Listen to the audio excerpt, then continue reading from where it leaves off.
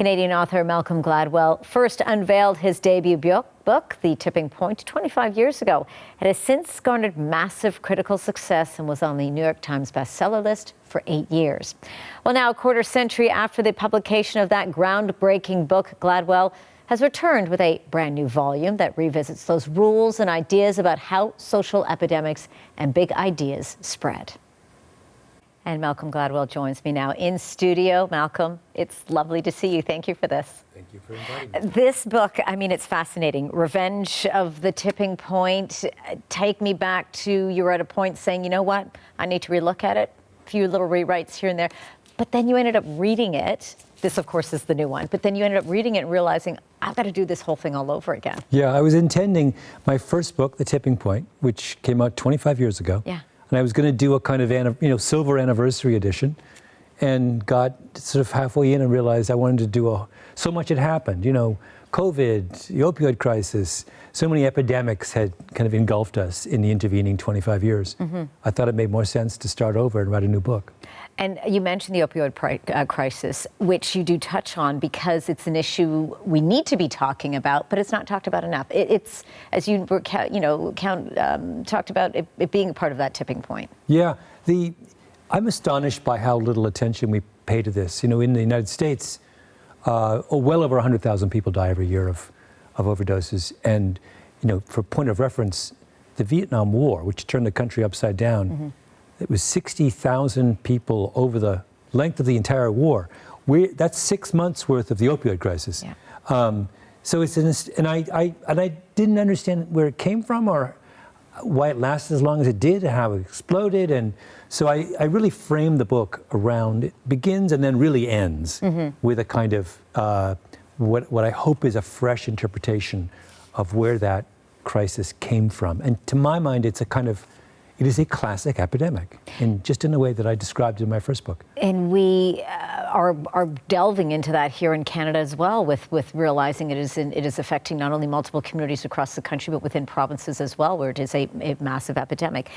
The word, the phrase, the tipping point, did you think that was sort of going to become as popular and as used as it is still today? No, I never imagined that. It was just it was a term that had started in the 50s. Real estate developers mm-hmm. used to use it to describe what happened when black people moved into an urban neighborhood in America, and the white people would leave when the number of black people reached what they would call a tip point. Right. And there was a lot of interest about what the tip point was. And then the idea is picked up a little bit by sociologists in the 60s and 70s.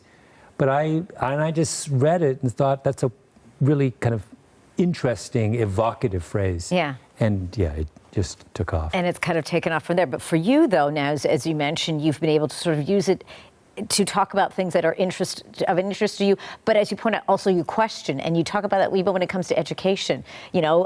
Colleges versus universities, elite universities, as you point out in the book, in the United States, like Harvard. I have a whole chapter. As those who know my podcast know, I have a long-standing obsession with what's wrong with American elite education. But I have a chapter in the book on Harvard, and there I argue that the school is engaged in a little bit of social engineering mm-hmm. About trying to make sure there are enough children of privilege on their campus, and how they use sports to achieve that end in a way that I think would be surprising to many people. And which doesn't, it does not reflect well, let me just say, on the administration of Harvard University.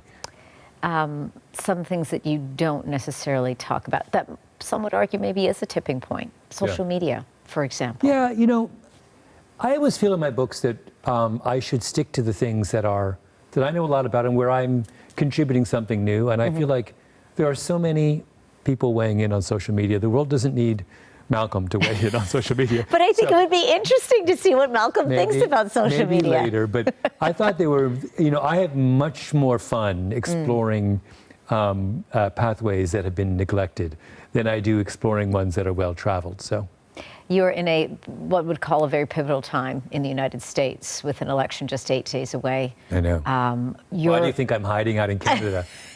We're talking about in Canada quite a bit, I have to say, because I think for us, we're seeing it as a potential tipping point, depending on which direction things go. Yeah. Your take here, is that something, I mean, 2016, you could have included, the Donald Trump factor in the book, but where you are right now, sort of as you're seeing it from this perspective, what are your thoughts?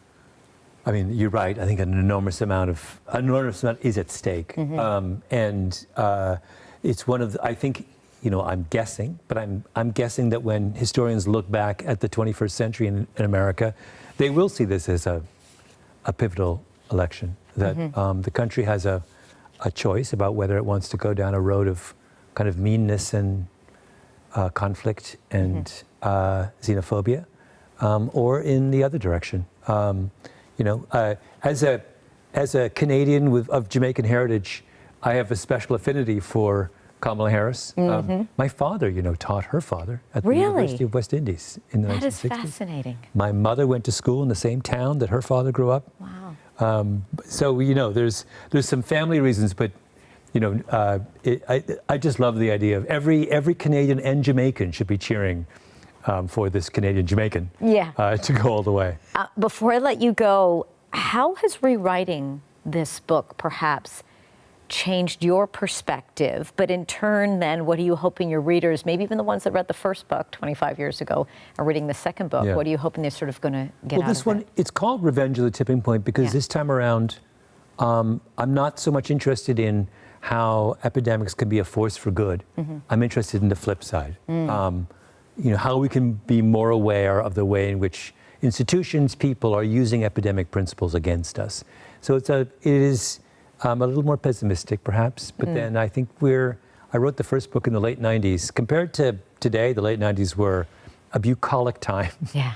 I think we would all quite happily go back 25 years right now. Yeah, I think maybe even a little bit further than that. Maybe when we were younger, I would doubt that maybe the 80s were a little bit more safer, perhaps in some ways, not at all for some of us. Malcolm, it is such a pleasure. Congratulations on this. There we go, Revenge of the Tipping Point here.